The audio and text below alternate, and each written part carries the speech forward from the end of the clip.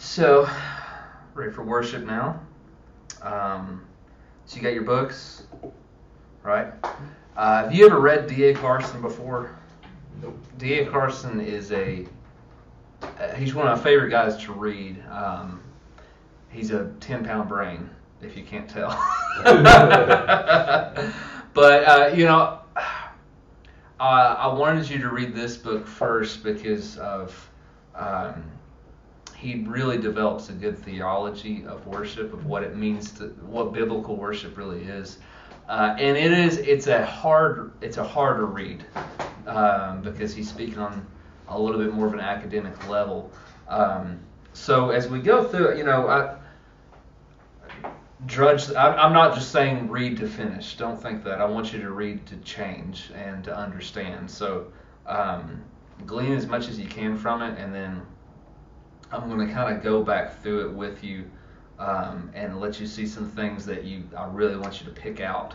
So we'll do that. But the first thing I want to do tonight is to kind of keep developing what we were talking about last week with developing our own biblical theology of worship, and some things that I want us to think about walking into it.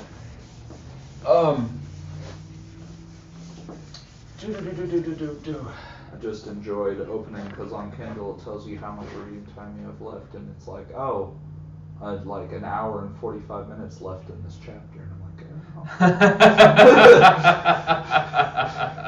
oh. Yeah, I know. I really, part of me wanting you to read so much is just to ready you for other classes. I'm not going to be a stickler. I want you to read as much as you can. If you don't finish the whole thing, it'll be okay.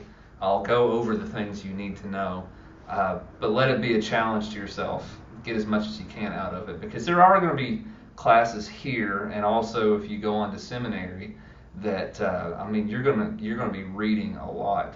So I want you to get used to reading some guys that are a little bit above our mind, that it causes, sometimes we use that phrase like it's a little over my head, but what I want to teach you to do is how to swim up. If something's over your head, I want to teach you how to swim up. And part of that process is not just giving up whenever you hear things that aren't really clicking, or that's some really hard academic language. I want you to be able to start asking questions of like, what does that word mean? and things like that. And that I'm not going to treat you like, what do you mean you don't know what that word means? I want, and sometimes I'm not going to know the answer either. I'm just going to be real honest with y'all. There are some things he says that I know what he's saying, but like explaining it's a little bit harder. But it's a good challenge for us to read through some of these guys. But before we get to that, I want to get back to last week. We were talking about two key components for worship biblically are these two R's, revelation and response, right? And I kind of thematically, if you kind of look through Scripture, there's a rhythm that comes with this, because worship is the lifeblood of the church. It is what we do. It is our response to God. It is our life with God. So here's kind of how it happens. Hopefully you'll be able to see this and even pull together some things that we saw in the book of Isaiah. So we've got Revelation. In this case, we understand, or we see who God is. We hear His command, and really, He shows us who He is. So the seeing is the revelation, seeing of God. The response, initially, if you look at it in terms of, if you start thinking about, in the beginning, God created the heavens and earth, and He creates man and woman, right? He reveals who He is to them, and also what they are. There's a revelation there. And then the response comes down to the command, right? Command, be fruitful and multiply, subdue the earth and fill it. So you have that, but then the very next step usually that happens in this progress is rebellion. Now, why does the rebellion happen? The rebellion against the response and the revelation of God. 3 reasons I'll give you. First of all, obviously you got idolatry.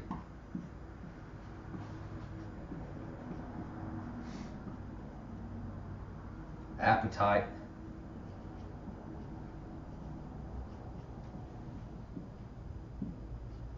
And authority. Why do we rebel against the revelation of God? Because first of all, of our idolatry. Idolatry, in every sense of it, whenever we worship someone or something else besides God, it proves what it is that we really want. Worship proves our desire, right?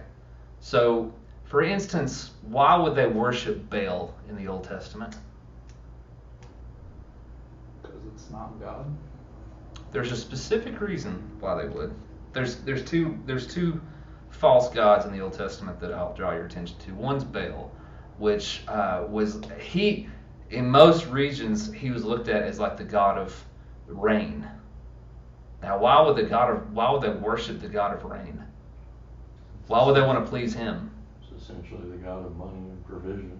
Money and provision, especially, because the rain comes down on the crops are brought up, you get to eat, and you get to sell the crops, meaning provision, right? So, yeah, let's please him.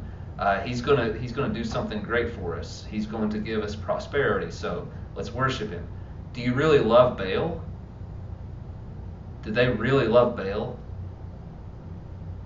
Or what Baal gave? So who are they really worshiping?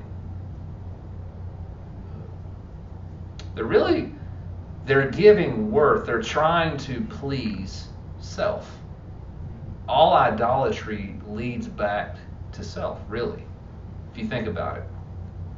Molech was another god they would worship in the Old Testament, and he was seen as this protecting, loving father. And if you Google Molech, one of the first images that'll pop up is this vision. Is this image of, it's like this cow goat god man that's holding his arms out like this, and that's the idol that they had of him. But what they would do for Molech is that what you don't realize, if you took a side view, you'd recognize that this is actually a barbecue pit, flames, fire, and they would offer up their children, sacrifice to this loving, protecting father, so that he would bless them. Who are they worshiping? They say they're worshiping Molech, but they give their children to Molech so that they can have a healthy and prosperous life. They sacrifice their children for their own future. Who are they worshiping? Themselves. What does that sound like, by the way? You know what? I'm gonna give you this child because I really want to have a better future. I'm not ready to get married.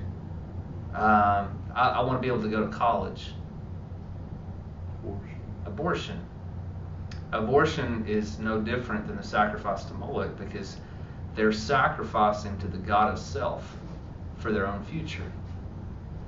And you can definitely see the correlation there of giving up somebody else for you. And in fact, even when you think about people, when they say, like, I just want to be happy, and they're pursuing their own happiness, they're worshiping the god of self and expecting everybody else to bow with them to you.